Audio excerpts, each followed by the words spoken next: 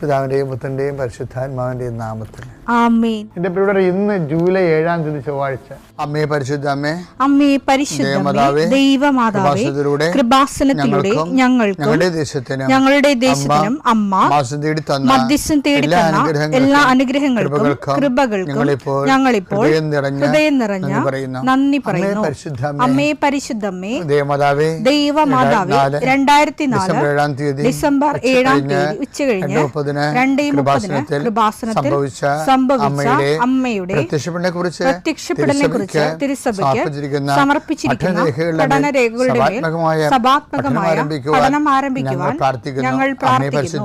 അമ്മേ പരിശുദ്ധമേ, ഭൂസ്വർലോകങ്ങളുടെ രാജ്ഞിയായ അങ്ങേയ്ക്ക് ഭൗമസംരക്ഷണത്തിനായി പ്രപഞ്ചപ്രകൃതിയെ തന്നെ തിരുസഭ പ്രതിഷ്ഠിക്കുവാൻ ഈ പ്രത്യക്ഷീകരണം വഴി ഇടയാക്കണമേ. പരിശുദ്ധമേ, ജപമാല മാതാവേ, സകല കൃപാസനം പ്രാർത്ഥനയോടും ചേർത്ത് ഞങ്ങളിപ്പോൾ പ്രാർത്ഥിക്കുന്ന ഈ കുടുംബത്തിന്റെ പ്രത്യേക നിയോഗം പറ മക്കളെ.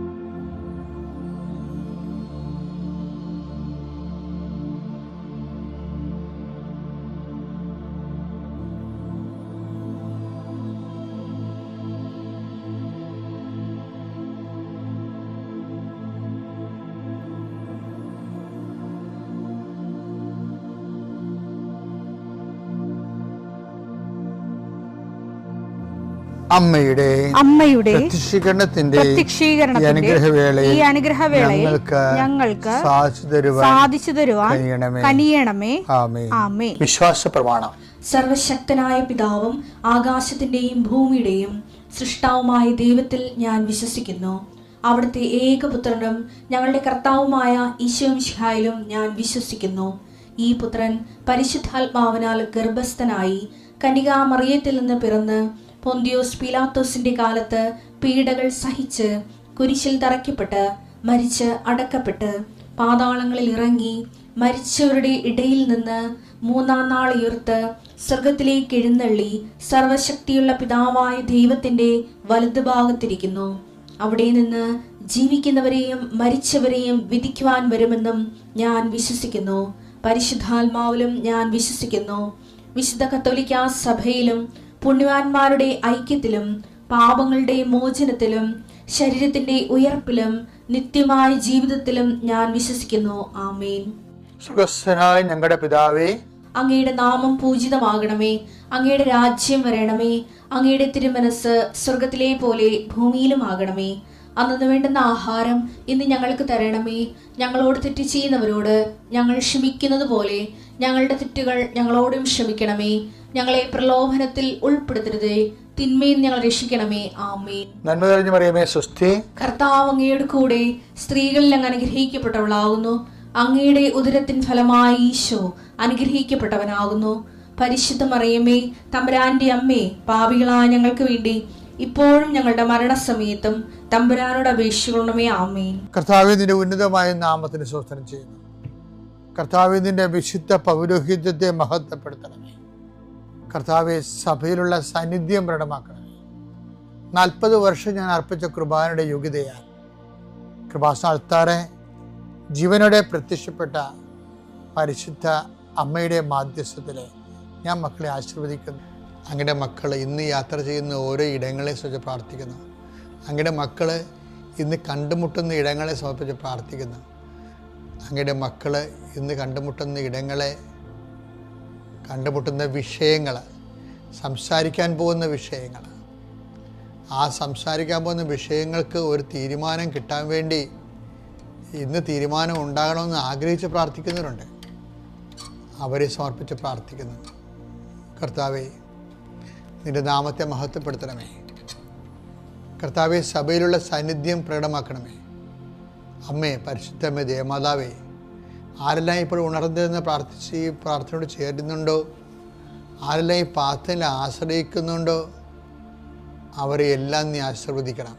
എൻ്റെ കർത്താവിൻ്റെ ഉന്നതമായ നാമത്തിൽ, സഭയുടെ അധികാരത്തിൽ, കുരിശിൻ്റെ അടയാളത്തിൽ, ദൈവത്തിൻ്റെ ശക്തിയാൽ ഈ ദിവസം കർത്താവ് നിങ്ങളെ അനുഗ്രഹിക്കുകയും ആശ്വസിപ്പിക്കുകയും ചെയ്യട്ടെ. എൻ്റെ പ്രിയപ്പെട്ടവരെ, പിന്നെ കഴിഞ്ഞ ദിവസങ്ങളിൽ ഒരു പ്രത്യേക സാക്ഷ്യം ഉണ്ടായിരുന്നു. അവർ പറയണത് ഞങ്ങളുടെ നല്ല കാലത്താണ് ഞങ്ങൾ ഉടമ്പടി എടുത്തത്, ഞങ്ങളുടെ നല്ല കാലത്താണ് ഞങ്ങൾ ഉടമ്പടി എടുത്തതെന്ന് പറഞ്ഞാൽ ഡോമിനിക്ക് സഹോദരൻ ഡോമിനിക്ക്, അദ്ദേഹത്തിൻ്റെ വൈഫ് സിജി, പിന്നെ റോമിക്ക മകൾ, ഈ മൂവരും കൂടി ആ സാക്ഷ്യം പറയണം. അപ്പം അദ്ദേഹം പറഞ്ഞത് ഇന്നുവരെ ആരും പറയാത്ത സാധനമാണ്. അത് ഞാൻ നിങ്ങളോട് പറയണത്, ഞങ്ങളുടെ നല്ല കാലത്താണ് ഉടമ്പടി എടുത്തത്. അദ്ദേഹത്തിന് ജോലിയുണ്ട്, വീട്ടിൽ കുഞ്ഞുങ്ങൾ പഠിക്കുന്നു, കുടുംബത്തിന് വലിയ കടങ്ങളൊന്നുമില്ല, കുടുംബത്തിന് സ്വസ്ഥവും സമാധാനമായിട്ട് ഭാര്യയും കുഞ്ഞുങ്ങളും വീട്ടിൽ താമസിക്കണം. അപ്പോൾ അങ്ങനെ വളരെ നന്നായിട്ട് പോയി. അപ്പോൾ ആ ഒരു കാലത്ത് ലീവിന് വന്നപ്പോൾ ഇവർ ഉടമ്പടി എടുത്ത്. ഇപ്പോൾ ഈ ആൾക്കാരെല്ലാവരും ഉടമ്പടി എടുക്കുന്നത് എപ്പോഴാണെന്ന് അറിയാമോ? മോശം കാലത്താണ് ഉടമ്പടി എടുക്കുന്നത്. മോശം കാലത്തല്ലേ ഉടമ്പടി എടുക്കണം. എല്ലാവരും ഒരു 99% ആൾക്കാരും മോശം ടൈമിലാവുന്ന ഉടമ്പടി എടുക്കണം. അതുകൊണ്ടാണ് ഞാൻ ഈ സാക്ഷ്യം ഇങ്ങനെ കൊള്ളാമല്ലോ എന്ന് പറഞ്ഞത്. അതാ നല്ല കാലത്ത് വന്ന ഉടമ്പടി.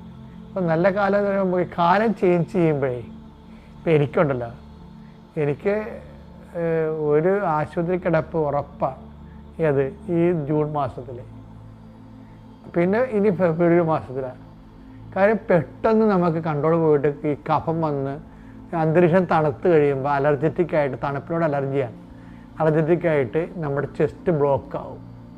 പിന്നെ നമുക്ക് ഒന്നും ചെയ്യാൻ പറ്റില്ല, വിറച്ച് തുള്ളി പനിച്ച് അങ്ങനെയാണ് അവസാനിക്കുന്നത്. ഇത് എപ്പോഴും തുടങ്ങിയാല കുഞ്ഞുനാളെ പോലുള്ള റെക്കറിങ് ആയിട്ടുള്ള സംഭവമാണ്. കാലം മാറുമ്പോൾ ബോഡി നമ്മൾ അറിയിക്കും. ഭയങ്കര സിവിയറാണ് ആ സമയത്ത്. പനിയൊക്കെ 103 വരും. അപ്പം ഇതിൻ്റെ ഒരു വിഷയം ഇതുപോലെ അത് സീസൺ ചെയ്യും. ഇതുപോലെ ജീവിതത്തിലും ചില സമയത്ത് സീസൺ ചേഞ്ച് ഉണ്ട്. പക്ഷെ നമുക്ക് പരിശുദ്ധാത്മാവ് ഉണ്ടെങ്കിൽ സീസൺ ചേഞ്ചിന് മുമ്പ് നമ്മുടെ ജീവിതത്തിലെ കാര്യം ഞാൻ പറയട്ടെ, പരിശുദ്ധാത്മാവ് ഉണ്ടെങ്കിൽ ഇപ്പം ഇയാൾ ഈ പറയുന്ന ഡോമിനിക് എന്ന് പറയുന്ന ആൾ ജീസസ് യൂത്തിലെ ഫുൾ ടൈമറാണ്. ഫുൾ ടൈമേഴ്സിൻ്റെ പ്രശ്നം വെച്ച് കഴിഞ്ഞാൽ അവർക്ക് പരിശുദ്ധാത്മാവ് ഇല്ലാതെ മുന്നോട്ട് പോകാൻ പറ്റത്തില്ല. അപ്പം അതുകൊണ്ട് അവരെപ്പോഴും അത് ഈ ഫുൾ ടാങ്ക് പെട്രോൾ അടിച്ചിട്ടേക്കണമെന്ന് പറഞ്ഞ് ഇട്ടേക്കുമ്പോൾ, ഇപ്പോൾ വലിയ യാത്രയില്ലേ, ലോങ് പോകേണ്ട ആൾക്കാരില്ലേ, ലോങ് പോകേണ്ട ആൾക്കാർ എന്ത് ചെയ്യും? അവർ ഫുൾ ടാങ്ക് അടിച്ചിട്ടേക്കും. ഈ ആധ്യാത്മികത അധികമുള്ളത് അതാണ് നല്ലതെന്ന് തോന്നുന്നത്. ചില ആൾക്കാർ ഈ ഷോർട്ട് പോകുന്ന ആൾക്കാരുണ്ട്. അവർ നല്ലത് 1/2 ലിറ്ററൊക്കെ അടിക്കത്തുള്ളൂ, 1 ലിറ്റർ വല്ലതൊക്കെ 100 രൂപയൊക്കെ അടിച്ചു വെക്കും. അപ്പം അത് നമ്മൾ എങ്ങനെ പോകുന്നു എന്നുള്ളതനുസരിച്ചിരിക്കും. ഇപ്പം നമുക്ക് ഒരു മിനിമം ഫിസിക്കൽ ലൈഫ് ഉണ്ടെങ്കിൽ ഇതുപോലെ 100 രൂപയൊക്കെ 50 രൂപയൊക്കെ പെട്രോൾ അടിക്കുന്ന ആൾക്കാരെ പോലെ. ലോങ് പോകുകയെന്ന് വെച്ച് കഴിഞ്ഞാൽ ദൈവമായിട്ട് സാക്ഷ്യം വഹിച്ചുള്ള സാക്ഷ്യ ജീവിതമില്ലേ, അതിനാണ് ലോങ് പോകണമെന്ന് പറയണത്. അങ്ങനെ ലോങ് പോകണവർ ഫുൾ ടാങ്ക് അടിക്കണം. ഈ ഡോമിനിക്ക് ഒരു ഫുൾ ടാങ്ക് അടിക്കുന്ന പാർട്ടിയാണ്. കാര്യമായിട്ട് ജീസസ് യൂത്തിൻ്റെ ഫുൾ ടൈമറാണ്. അപ്പോൾ അവർക്കറിയാം കർത്താവിൻ്റെ ജോലി ചെയ്യണമെന്നുണ്ടെങ്കിൽ നമ്മളെപ്പോഴും നല്ല ഫുൾ സ്പിരിറ്റഡ് ആയിരിക്കണം. അപ്പോൾ സ്പിരിറ്റാണെങ്കിലുള്ള ഗുണമെന്ന് പറയുന്നത്, സ്പിരിറ്റിൻ്റെ സീസൺ ചേഞ്ച് ചെയ്യുമ്പോൾ സ്പിരിറ്റ് വരാൻ പോകുന്ന കാര്യങ്ങൾ അവൻ ഞങ്ങളോട് പറയുമെന്ന് അറിയത്തില്ല. അപ്പോൾ അതിനടുത്ത് യോഹന്നാൻ 16:14 ഒരു ഭയങ്കര വചനമാണ്. ഈ യോഹന്നാൻ 16:14 വായിച്ചേ. വരാനിരിക്കുന്ന കാര്യങ്ങൾ സീസൺ ചേഞ്ച് ചെയ്യണമെങ്കിൽ വരാനിരിക്കുന്ന കാര്യങ്ങൾ അവൻ നിങ്ങളെ അറിയിക്കും. അവൻ എനിക്കുള്ളവയിൽ നിന്ന് സ്വീകരിച്ച് നിങ്ങളോട് പ്രഖ്യാപിക്കും, നിങ്ങളോട് പറയും. അങ്ങനെ അവൻ എന്നെ മഹത്വപ്പെടുത്തും. ഈശോന്റെ ഉള്ളിലുള്ളത് നമ്മൾ അറിയിക്കുന്നത് പരിശുദ്ധാത്മാവാണ്. അപ്പോൾ ഈ ഫുൾ ടാങ്ക് എന്ന് വെച്ച് കഴിഞ്ഞാൽ എന്ത് നല്ലവണ്ണം സ്പിരിറ്റോടെ നിൽക്കുകയാണെങ്കിൽ നമുക്ക് വരാൻ പോകുന്ന അത് കർത്താവ് നമ്മൾ അറിയിക്കും. അതാണല്ലേ കൃപാസനത്തിൻ്റെ ഒരു ഏറ്റവും വലിയ സന്ദേശം. അതാണല്ലോ, ദുരന്തമുണ്ടാകാൻ പോകുന്നു, പ്രാർത്ഥിക്കണം. വരാൻ പോകുന്ന കാര്യങ്ങളാണ് അമ്മ പറഞ്ഞത്. അപ്പോൾ അത് അൾത്താരയിൽ ആരാധന നടക്കുന്ന സമയത്താണ് അമ്മ ആഘോഷമായിട്ട് വന്ന് പറഞ്ഞത്. അമ്മയെ ആരും കണ്ടില്ല, ഞാൻ മാത്രമേ കണ്ടുള്ളൂ. പക്ഷേ ആ മെസ്സേജ് ഏറ്റെടുത്ത് കഴിഞ്ഞപ്പോൾ എന്നാ സംഭവിക്കുന്നത്, ഏത് ജില്ലകളിൽ ചെന്നാലും ഏത് രാജ്യങ്ങൾ ഭൂഖണ്ഡങ്ങളിൽ ചെന്നാലും ഉടമ്പടി എടുത്ത് ജീവിക്കുന്ന അതൊരു വേ ഓഫ് ലൈഫായിട്ട് ഇപ്പോഴൊക്കെ ആൾക്കാർ സാക്ഷ്യം പറയുമ്പോൾ നമ്മൾ ശ്രദ്ധിച്ചാൽ മനസ്സിലാവും. ഉടമ്പടി ഒരു ജീവിത രീതി എന്ന രീതിയിലാണ് ആൾക്കാർ എടുത്തിരിക്കുന്നത്. അതുകൊണ്ടാണ് അവർ കുറേ ആൾക്കാർ ഇങ്ങനെ പുതുക്കിയിരിക്കും. ഇന്ന് അശ്വതി നായർ എന്ന് പറഞ്ഞൊരു മോള് സാക്ഷ്യം പറഞ്ഞ് ഇന്നലെ അതായത് അവർ പറഞ്ഞത്, എൻ്റെ കാശ് തീർന്നപ്പോൾ ഞാൻ എൻ്റെ വള കൊണ്ടുപോയി പണയം വെച്ചു, ഇനി 35,000 രൂപ കിട്ടുമെന്ന് പറഞ്ഞ്, മാക്സിമം കിട്ടണം 35,000 രൂപയാണെന്ന് പറഞ്ഞു. അപ്പോൾ അവർ പറഞ്ഞ് എനിക്കൊരു 15,000 രൂപ കിട്ടുന്നതാണെന്ന് പറഞ്ഞു. 15,000 രൂപയ്ക്ക് ഞാൻ പത്രം മേടിച്ച് എല്ലായിടത്തും കൊണ്ടുപോയി മാതാവിൻ്റെ കാര്യം പറഞ്ഞ് കൊടുത്തെന്ന് പറഞ്ഞു. ഇങ്ങനെയൊക്കെയാണ് ആൾക്കാർ വർക്ക് ചെയ്യണത്. അതായത് അശ്വനായർ പറയേ, വള ഇടിപ്പിക്കുന്ന ഒരു ടൈമായി, അപ്പോൾ അവരെന്നെ വിളിച്ചായിരുന്നു എന്ന് പറയും. വള ഇടിപ്പിക്കുന്ന സ്ഥലത്ത് തന്നെ വിളിച്ചായിരുന്നു. അപ്പോൾ ഞാൻ വള എടുക്കണമല്ലേ, അല്ല പിന്നെ പലിശ കൂടിക്കൊണ്ടിരിക്കുമല്ലോ. അപ്പം അങ്ങനെ വരുമ്പോൾ ഉടനെ ചേച്ചി എന്നെ വിളിച്ചു. എൻ്റെ ചേച്ചി എന്നെ വിളിച്ചിട്ട്, എടി നിൻ്റെ അക്കൗണ്ടിലേക്ക് ഞാൻ 20,000 രൂപ അയച്ചെന്ന് പറഞ്ഞു. ഞാൻ ചേച്ചിയോട് ചോദിച്ചില്ല, ഞാൻ ഇങ്ങനെയുള്ള കാര്യങ്ങൾ ചേച്ചിക്ക് അറിയത്തില്ല.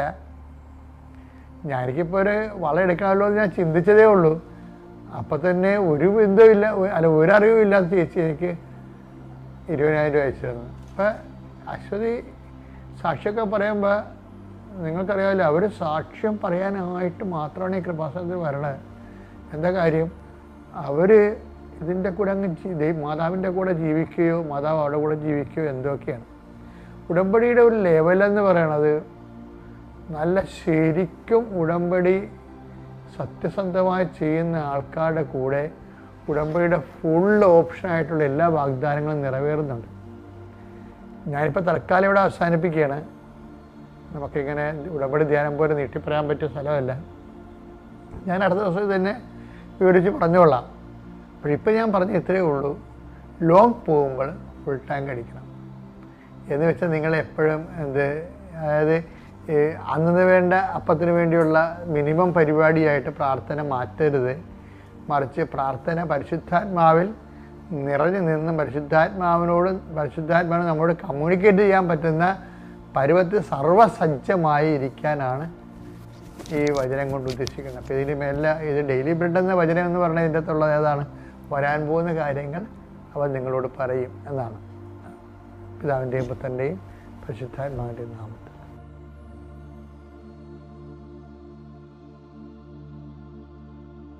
അത്യപൂർവ ദൈവാനുഭവങ്ങൾ ഇനി നിങ്ങൾക്കും സ്വന്തം. ഈ യൂട്യൂബ് ചാനൽ ഇതുവരെ സബ്സ്ക്രൈബ് ചെയ്തിട്ടില്ലെങ്കിൽ ഇപ്പോൾ തന്നെ സബ്സ്ക്രൈബ് ചെയ്യുക. ഈ വീഡിയോ ഇപ്പോൾ തന്നെ നിങ്ങളുടെ സുഹൃത്തുക്കൾക്ക് ഷെയർ ചെയ്തുകൊണ്ട് കർത്താവിന്റെ പ്രേക്ഷിതരാകുക.